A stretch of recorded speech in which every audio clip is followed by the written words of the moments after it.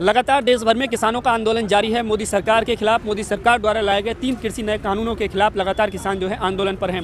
दिल्ली में आज मैं इस वक्त जो है चिल्ला बॉर्डर पर मौजूद हूं, जहां पर आज सुबह से जो है दोबारा से किसानों ने जो है हाईवे को जाम किया है। इससे पहले भी जाम किया था, लेकिन तब जो है प्रशासन के साथ कुछ बातचीत होने के बाद बॉर्डर को जो है रास्ता साफ कर दिया गया था। मेरे साथ में किसान हैं। सर, कहाँ से आए हैं आप? मैं गौतम बुद्ध नगर से आया हूँ। गौतम बुद्ध नगर से आए हैं। अच्छा, अभी आपने कुछ दिनों पहले यहाँ से हटा दिया था, लेकिन आज सुबह से फिर से जो है हाईवे जाम कर लिया है। क्या दिक्कत आ रही है? दिक्कत ये आ रही है, सुबह ना तो पहले हम लोगों ने ये बंद किया था, ना ही आज हमने ये बंद किया है। समस्या ये है कि हम लोगों के जो अन्य ज़िले से जो कार्यकर्ता आती हैं, पुलिस उनका उत्पीड़न कर रही है। कई घंटे उन्हें सर्दी के मौसम में शाम को उठा लेती है, पूरी रात भर थाने में बिठाई रखती है, फिर सुबह छोड़ती है। तब वो दिल्ली आने की बात करते हैं तो उन्हें फिर उठा लेती है। आखिर ये लोकतंत्र में अपनी आवाज़ उठाना कहाँ का गुनाह है? और जब आपने दिल्ली के चारों तरफ बैरिकेटिंग की है, इतनी फोर्स लगाई है, तो आखिर उस किसान को दिल्ली के बॉर्डर तक क्यों नहीं पहुँचने देना चाहते? आखिर सरकार को मनसा क्या है? आखिर सरकार एक तरफ कहती है कि किसान संवाद नहीं कर रहा, दूसरी तरफ तानाशाही रुख, पुलिस प्रशासन का, सरकारी मशीनरी का दुरुपयोग कर रही है किसान को रोकने के लिए। ऐसे रोक रही है मानो वो दिल्ली नहीं आ रहा, कोई पाकिस्तान का बॉर्डर पार करके भारत में आ रहा हो। आखिर ये तानाशाही चलेगी?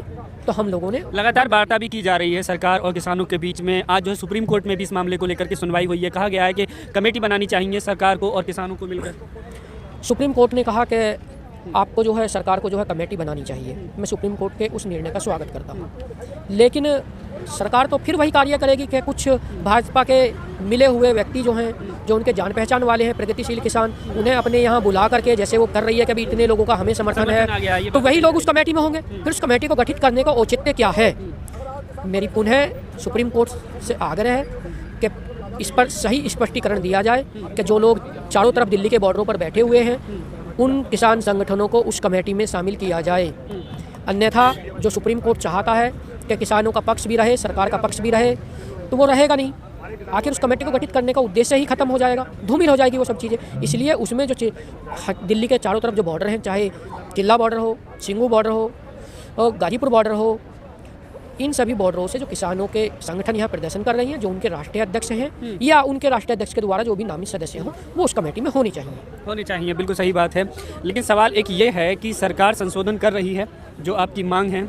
हालांकि किसानों का जो नए कानून हैं, उनको लेकर जो है जो मांग की जा रही है रद्द करने की, उस पर जो है उनका क्लियर स्टैंड है कि कानून रद्द नहीं करेंगे, वापस नहीं लेंगे। तो फिर आगे का विकल्प क्या है, रास्ता कैसे निकलेगा? पहली चीज़ तो ये कि सरकार कह रही है संशोधन करेंगे।